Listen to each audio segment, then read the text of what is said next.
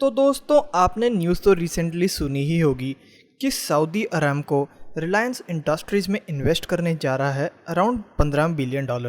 But ये जो investment थी ये आगे सक्सेसफुल नहीं हो पाई ड्यू टू वेरियस रीज़न। मतलब रिलायंस और अरामको की तरफ से कोई ऑफिशियल स्टेटमेंट नहीं आई है।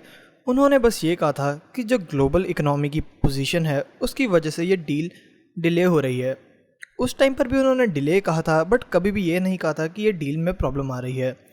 तो देखो अब न्यूज़ सुनने में क्या आ रही है कि जो रिलायंस और अरामको की डील है इसमें थोड़ी सी प्रॉब्लम्स आ रही हैं। और ये प्रॉब्लम क्यों आ रही है वो इसलिए क्योंकि जो रिलायंस इंडस्ट्रीज़ और सऊदी अरामको है इन दोनों के बीच में कोई फाइनल एग्रीमेंट नहीं हो पा रही है कि रिलायंस का जो रिफाइनिंग सेगमेंट है उसकी टोटल वैल्यूएशंस क्या है। तो ये तो आपको पता ही होगा कि पहले जो अरामको था उसने कहा था वो 20% स्टेक खरीदेगा रिफाइनिंग बिजनेस में अराउंड $15 बिलियन में, जिसकी वजह से जो रिफाइनिंग बिजनेस का टोटल वैल्यूएशन निकल के आता है वो हुआ $75 बिलियन। ठीक है, बट अब कुछ कंपनियों की रिसर्च रिपोर्ट के हिसाब से जो रिलायंस इंडस्ट्रीज़ का रिफाइनिंग बिजनेस है उसकी वैल्यूएशन अब टोटल घट के हो चुकी है $57 बिलियन, जो कि पहले होती थी $75 बिलियन। तो अब इसका 20% भी तो कम ही हुआ होगा, है ना। तो इसका 20% रफली निकल के आता है $11.4 बिलियन। तो बस अब इसी वैल्यूएशंस के बीच में प्रॉब्लम है कि कितनी वैल्यूएशन पे ये डील होनी चाहिए। तो देखो आपको सबसे पहले तो पता होना चाहिए कि जो ये अरामको है ये स्टेक क्यों खरीदना चाहता है। तो अरामको आपको पता ही है कि सऊदी अरेबिया की कंपनी है और सऊदी अरेबिया में आपको क्या मिलता है, कच्चा तेल यानी कि क्रूड ऑयल। तो ये क्रूड ऑयल करते हैं एक्सपोर्ट, और जो रिलायंस इंडस्ट्रीज़ का रिफाइनिंग बिजनेस है ये ऐसी चीज़ों को करता है रिफाइन और बनाता है फाइनल प्रोडक्ट्स, जैसे कि आपके प्लास्टिक प्रोडक्ट्स हो गए और जो आपका पेट्रोल जो आपकी गाड़ियों में डलता है या डीजल। ठीक है, तो ये सब बनाता है रिलायंस इंडस्ट्रीज़। मतलब फाइनल प्रोडक्ट तो नहीं, अभी भी इसके आगे जाके भी काफ़ी ज़्यादा चीज़ें होती हैं। ठीक है, अब मेरी बात ध्यान से सुनना आप कि अगर सऊदी अरेबिया डायरेक्ट गाड़ियों में डलने वाला पेट्रोल इंडिया में बेचे तो सारा का सारा मार्जिन तो इनके पास आ जाएगा, जो कि अभी रिलायंस इंडस्ट्रीज़ खा रहा है ना। रिलायंस इंडस्ट्रीज़ भी तो बीच में अपना रिफाइनिंग का मार्जिन लेगा ही।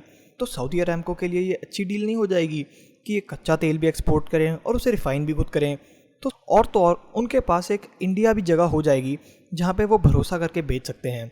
यानी कि अब इंडिया उनका एक सेफ साइट हो जाएगी कि यहाँ पर तो हमारी इन्वेस्टमेंट है ही है और यहाँ पर तो हम तेल बेच ही सकते हैं। तो सऊदी अरामको को एक जगह मिल जाएगी और रिलायंस इंडस्ट्रीज़ जो कि अब रिटेल और डिजिटल सेगमेंट पर फोकस करना चाहती है वो भी अपना रिफाइनिंग बिजनेस बेच सकते हैं। तो देखो अगर अब आप पूछोगे कि जो ये रिफाइनिंग बिजनेस है इसकी वैल्यूएशंस कम कैसे हुई, तो देखो सबसे पहले आपको पता होगा कि क्रूड ऑयल बहुत बुरी तरह गिरा था। ठीक है, ये नेगेटिव तक में ट्रेड करना स्टार्ट हो गया था। और तो और आपको पता होना चाहिए कि जो रिलायंस इंडस्ट्रीज़ है, जैसा मैंने आपको बताया ना कि ये रिफाइनिंग का काम करते हैं, तो रिफाइनिंग के बीच में ये अपना रखते हैं मार्जिन, जिसे कहते हैं ग्रॉस रिफाइनिंग मार्जिन। तो जितना क्रूड ऑयल का प्राइस ज़्यादा होगा उतना ही तो इस कंपनी का मार्जिन भी ज़्यादा होगा, है ना।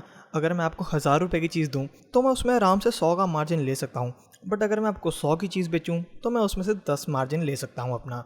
तो जितना ज़्यादा क्रूड ऑयल उतना ज़्यादा मार्जिन।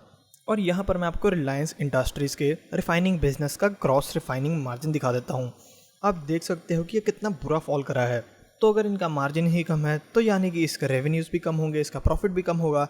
तो सऊदी अरामको यही बात कर रही है कि हम करंट वैल्यूएशंस पर इस कंपनी को ख़रीदना चाहते हैं, ना कि उस वैल्यूएशंस पे जिस पर ये बात डिसाइड हुई थी। और तो और लोग ये भी कह रहे हैं कि आपने सुना होगा ना कि जो गवर्नमेंट है ये अपनी BPCL की स्टेक बेच रही है। तो सऊदी अरामको चाहता है कि जो उन्हें बेस्ट ऑफ़र मिले वो उसमें इन्वेस्ट करें। यानी कि ये दोनों तरफ से नेगोशिएशन करते रहेंगे और जहाँ पर नेगोशिएशन ज़्यादा पॉसिबल होगी सऊदी अरामको वहीं पर ही इन्वेस्ट कर देगा। बट फिर भी सऊदी अरामको अभी करंट वर्ल्ड की सिचुएशन को देखकर घबरा रहा है। तो दोस्तों अब हमें देखना होगा कि ये डील कितने अमाउंट पर होती है और क्या ये डील होती भी है या नहीं होती है। अगर आपको ये वीडियो अच्छी लगे तो प्लीज़ इसे लाइक करना और मुझे सब्सक्राइब भी करना। Thank you.